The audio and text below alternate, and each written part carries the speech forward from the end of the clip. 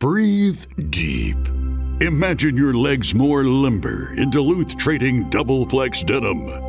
Envision euphorically squatting for that can of suds, bending for your toolbox in a state of bliss, lunging for your laser level on a whole new level. Relax and allow the flex to fill you with ability. Find your inner flex in Double Flex Denim only at Duluth Trading. உச்சக்கட்ட அமானுஷ திகில் சம்பவம். சொல்லுங்க திரு ஷர்வின், எந்த பேயை பார்த்து பயந்து போனீங்க? இது நடந்தது 2023 நான் அப்ப பிள்ளைங்களை இன்னொரு கம்பெனில வேலை செஞ்சுட்டு இருந்தேன். அப்ப எனக்கு நைட் ஷிஃப்ட். ஓகே. அப்ப சாப்பாடு டைமுக்கு மணி ஒரு 2-2:30 மணி இருக்கும். அப்ப நானும் என் கூட வேலை செய்யற கூட்டாளியும் 2 பேர் ஒன்னாதான் வெளியே அவனை சாப்பிடுறதுக்கு. அப்ப அங்க நாசிகண்டா புளித்தா இருக்கும். அவர் நாசிகண்டால சோறு வாங்கிக்கிட்டு எனக்கு அந்த அன்னைக்கு எனக்கு நாசிகண்டா சாப்பிட மூடே இல்ல. சரி ஏதாச்சும் ஒரு ரொட்டி கிட்டு வாங்கி சாப்பிடுன்னு சொல்லிட்டு தான் ஒரு கடைக்கு நான் போனேக்கிதா.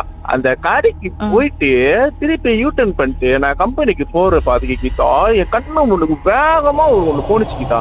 ஆனா அது என்ன எனக்கு தெரியல, காட்டி ஒரு ரட்டி வேகமா. நீங்க பைக்ல போயிட்டு இருக்கீங்களா? நாங்க கார்ல போய்கிட்டு இருக்கோம். ஓகே, கார்ல போயிட்டு இருக்கீங்க. எந்த ரோடு அது? கோத்தாபுரம் ரோடு அங்க பிள்ளைங்கள. அப்ப நான் அந்த வேலையை என் கம்பெனிக்கு நான் போய்கிட்டு இருக்கேன். ஒரு வேகமா ஒண்ணு தாண்டிச்சு பாருங்க. ஆனா என் கூட்டல் சொல்றாங்க அது ஒரு நாய் மாதிரி போகுது அப்படின்னு.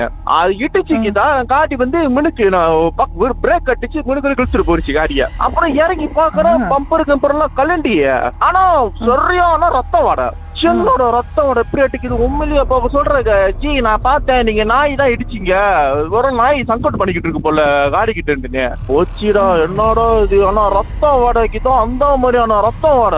சரி ஒன்னும் பண்ண முடியாதுன்னு காடியை நான் அப்படி போட்டுட்டு தோவிங்காரங்க போன் பண்ணிட்டு தோவிங்காரங்க வந்துட்டாங்க காடி இழுக்கிறதுக்கு.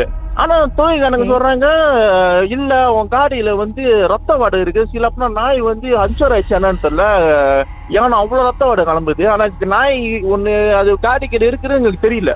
ஆனா அப்படிப்பட்ட ரத்த வாடை. சரின்ட்டு இப்ப தோவிங்காரங்க என்ன பண்ணாங்க, பரவாயில்ல நாங்க இழுத்துட்டு அந்த நேரம் கடை வேற எதுவுமே இல்ல. அப்ப அது நடந்துக்குதான் மணி ஒரு 3-3:30 ஆச்சு விடிகால.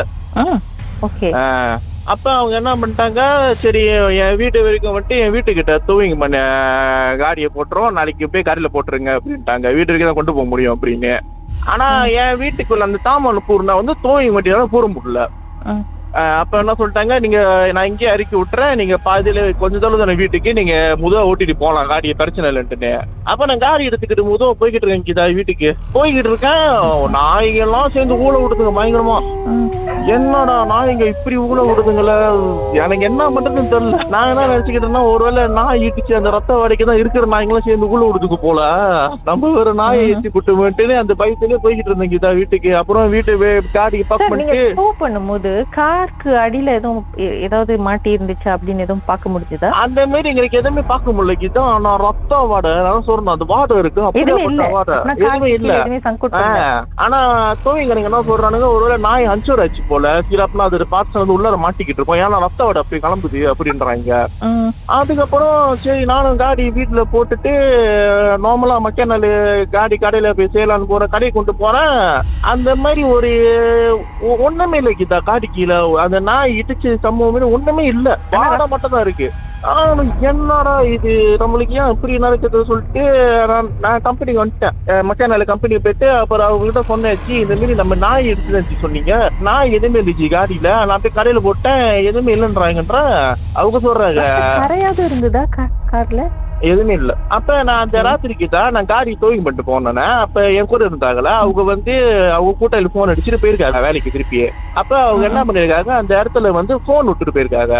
திருப்பி பார்த்தா பள்ளிய அவங்க அந்த இடத்த பாக்குறாங்களாம். அந்த மாரி அந்த நாய் இடிச்சோம் அந்த மாரி எதுவுமே இல்லையும். அப்ப அவங்க சொல்றாங்க, ஆனா நான் பார்த்து நாய் நீங்க இடிச்சுதான் நான் கண்ணால பார்த்தேன், ஆனா திருப்பி அந்த இடத்துல நான் போன் விட்டுட்டு போயிட்டேன், திருப்பி அந்த இடத்துல நான் பாக்குறேன் அந்த மாரி ஒண்ணுமே இல்லைன்றாங்க.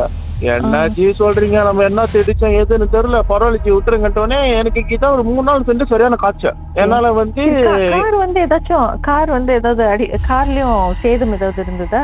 சேதம் பம்பர் எல்லாம் உடச்சிக்கல, பம்பர் உடச்சிக்கிச்சு.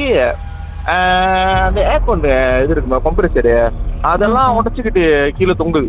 அப்ப கன்ஃபார்மா என்னத்தையும் இடிச்சிருக்கீங்க என்னன்னு தான் தெரியல. ரத்தம் வாட மாதிரி இருக்கு, வாட மட்டும் இருக்கு. ரத்த கரையும் இருக்கா, இருந்துச்சா? ரத்த கரை எதுவுமே இல்லை, ஆனா ரத்தம் வாட. அப்புறம் அதுக்கப்புறம் நான் ஒரு 3 நாளா சரியான காய்ச்சல் விட்டேன், என்னால வந்து வேலைக்கு போக முடியல. அப்புறம் 4 நாள் செஞ்சுக்கிட்டேன். 3 நாள் கழிச்சு 4வது நாள் நான் வந்து என் ஒய்ஃப் வந்து நானும் ஒய்ஃபும் ஒன்னா இருக்கோம் ரூம்ல. அப்ப என் ஒய்ஃப் வந்து என்ன பண்ணாங்க, ஜன்னல் கிட்ட தலை வச்சு படுத்தாங்க, கண்ணாடி கிட்ட. அப்ப நான் சொன்னேன், மணி என்ன இது, நீ வந்து கண்ணாடி பக்கம் தலை வச்சு படுக்கிற வேணாம், இப்ப திரும்பி நேரம் படு, நல்லா இல்லை இந்த மாரி நீ இப்படி தலை வச்சு படுக்கிறது அப்படின்னா. அப்புறம் இங்கதான் அவங்க கொஞ்சம் சென்று எதுவுமே சொல்லல. ஒரு மணி கரெக்டா ஒரு 3-3:30 இருக்கும். ஏஞ்சிட்டு எனக்கு சரியான போட்டு அமுக்குது, எனக்கு என்னன்னு தெரியல, பயமா இருக்கு இருக்குனாங்க. அப்ப சொன்னேன், இதுக்கெல்லாம் நான் சொன்னேன், அந்த மாதிரி படுக்காதுட்டு நீ என் பக்கத்து டேல படு அப்படின்னா. இதான் அவங்க திரும்பி என் பக்கத்துல படுத்தாங்களா. கொஞ்ச நேரம் சொல்லிக்குதான் ஒரு அப்படியே லைன்ல இருங்க, பாட்டுக்கு பிறகு மேலும் பேசுமே என்னதான் நடந்துச்சுன்னு.